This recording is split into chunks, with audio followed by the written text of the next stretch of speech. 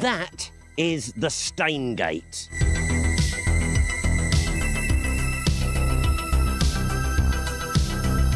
It's a Roman road that actually formed the northern frontier for a brief while in Britain when the Romans withdrew from Scotland up there around 105 AD and before they built Hadrian's Wall just over there in 122 AD. And I'm here because I've got it into my head that I want to check out the accuracy of the Roman mile. I want to measure a Roman mile. And for that, I need 2 consecutive Roman milestones. Somewhat surprisingly, perhaps, despite the existence of over 10,000 miles of Roman roads in Britain, and presumably that means there must have been around about 10,000 Roman milestones, this is the only place, to my knowledge, where we have 2 of them still in consecutive order. And then somewhat remarkably, and as a special treat for our final video of 2024, one of the 2 milestones that we're going to visit today is the only one in Britain that still stands in its original place to its full height. And I'll be presenting a slightly self-indulgent review of 2024. And I have absolutely no idea why I said that, as if I'm a different presenter from the main presenter that's presenting this bit. It's citizens' antiquarianism at its best as we measure a Roman mile. Join me.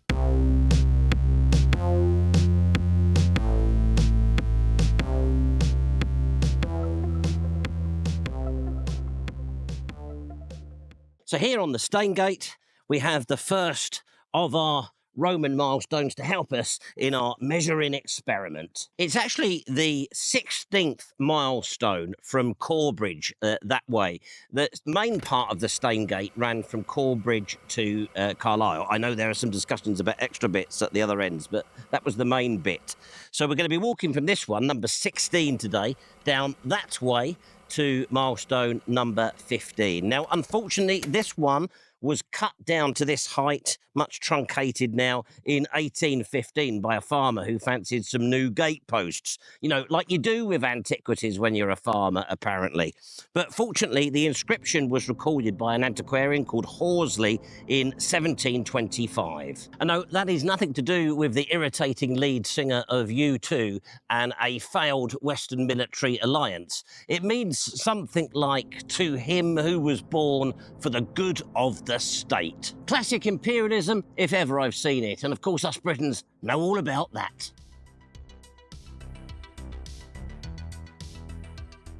It's rather splendid though, isn't it, even in its truncated form. That inscription that Horsley thankfully recorded for us may well have been the later one, a secondary inscription. These milestones had a long life, being recarved when emperors changed, that sort of thing. Sometimes they were even turned sort of upside down when that was happening. Anyhow, I've got to get ready now. I've got a mile to walk and measure as we head off to milestone number 15 from Corbridge. Now, in the name of citizen science, I'm going to have to forego the normal fancy pants shots of me walking by cameras, etc., because that will mess up the measurement if I have to keep going back and getting tripods, that sort of thing. I'm just going to have to hold the camera like this. Now, over on top of our milestone here, I have my phone, and I'm going to be using this. It's All Trails, and I think I've worked out how to configure it into old money. I want to do this measurement in feet to facilitate the conversion to a Roman mile. So I'm going to press navigate there. It seems to have me. We'll press start. Oh, I think it might be measuring it in miles. I'll do the conversion. Right, let's go. Off we go. I'll do the other YouTube thing as well. I'll bring you back in a bit. The Roman mile was standardised by Agrippa in 29 BC. It's 1,000 passus, and a passus is 5 Roman feet. So 5,000 Roman feet, which apparently is 1,000 marching paces. Now, this should equate to 4,854 new money feet. So that's 0.97% of a modern mile. Are you with me? I doubt it will come out very well on the camera there, but you can just about make the crags out up there. So Hadrian's Wall is running along the top of that ridge over there. It's an interesting road, the Stanegate. It's quite twisty in places. It has got long, straight sections, but it twists around quite a bit. Some people think it wasn't that important in the sense that they don't think the forts that are dotted along its length are there because of the road. They think the forts were there and served by the river.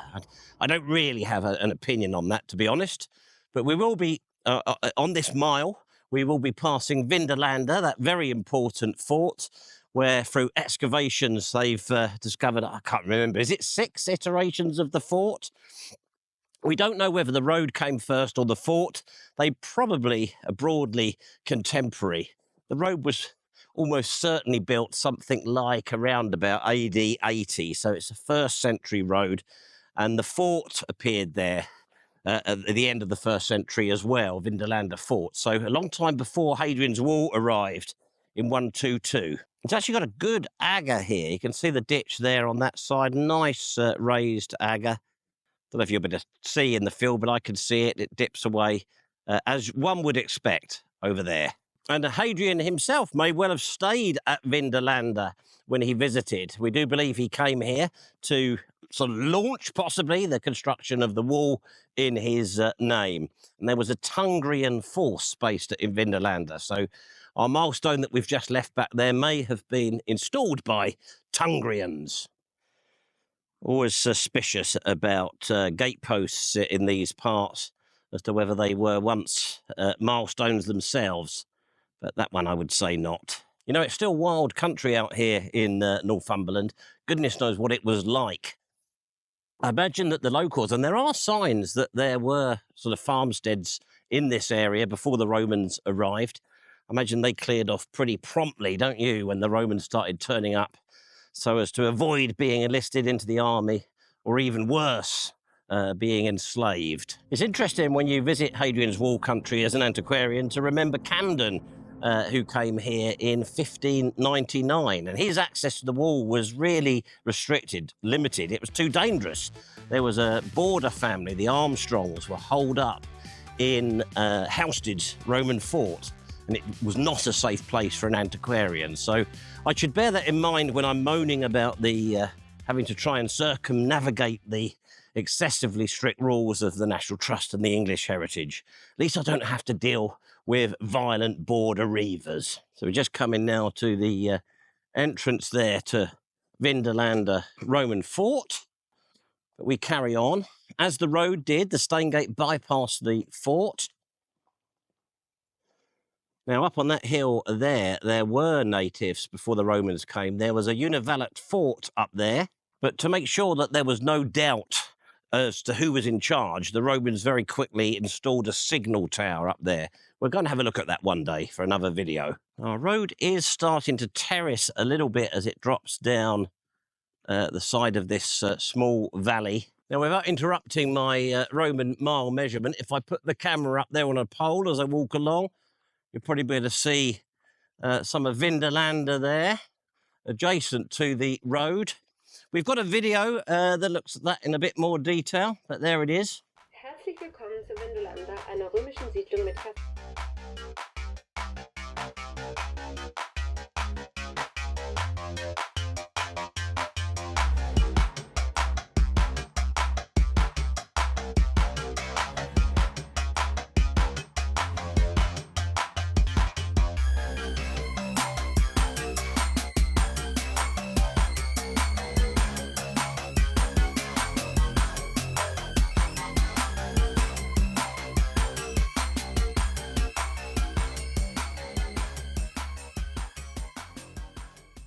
I've seen some antiquarians get a bit sniffy about the location of Vindolanda, but I think it makes sense. There's a watercourse there and a nice sort of flat area. I think the name Vindolanda comes from a Celtic word, a description for the area, something like white lawns, which is rather nice. It is odd filming in this way. I know a lot of YouTubers do this, just walk along holding their camera, don't they? I'm going to just spin the camera around there. You can see Vindolanda up there above the road. And then over there are is the latest settlement, Chesterholm. I wonder where that name came from. Aha. Here we are. Well, this is interesting because I'm on the road here. I'll just come up to show you this without overwalking my mile. If you can see, there's a little stream there. The actual milestone, I'll spin the camera around,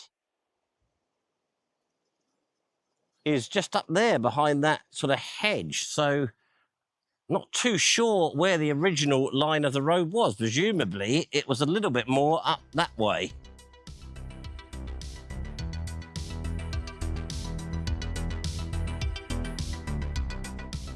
Now, I would usually have filmed myself coming over that ladder stile, because I know you like that sort of thing on YouTube, but because I don't want to disrupt the measurement side of our experiment, I haven't done that.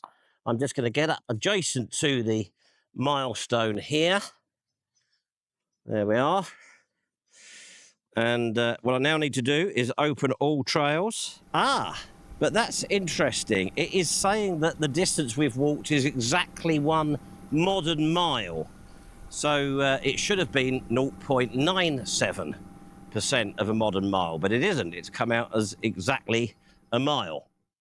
But as we've seen just over there, the road clearly has wandered slightly off, so I'm not too worried about that. Disaster! I'd so wanted that to be right, to make up for the terrible camera work and going out for this hike when I'm really rather poorly. However, on both the All Trails graphic and the old map, it's clear that the terracing is actually later, and the original Roman road went straight by the fort there. Now, if we measure that line on Bing, we get 4895 feet. So not quite the 4854 feet that we wanted, but better. And your homework this week is to analyse the numbers presented in this video and present the case for this mile having potentially been measured via the ancient Drusian foot as opposed to the established Roman mile that we should have seen being applied by this stage. Leave your work in the comments down below and I'll mark it. And hey presto, I'm free from the tyranny of having to hold the camera. And there it is. The only extant Roman milestone out of potentially 10,000 in Britain that still stands in its original place to something like its original height. It's very much taller, isn't it, than the other one we've just walked down from. Marvellous. So that's 1,000 passus from the truncated milestone that we started off at earlier today. I think that's 1,480 metres in even newer money. But how about that? This is the only place in Britain you could do this today. Measure a Roman mile between 2 extant Roman milestones. Unless, of course, any of you know better. And other laboratory conditions have been dispensed with. I'll do a proper style crossing for you. I know it's important on YouTube to do this.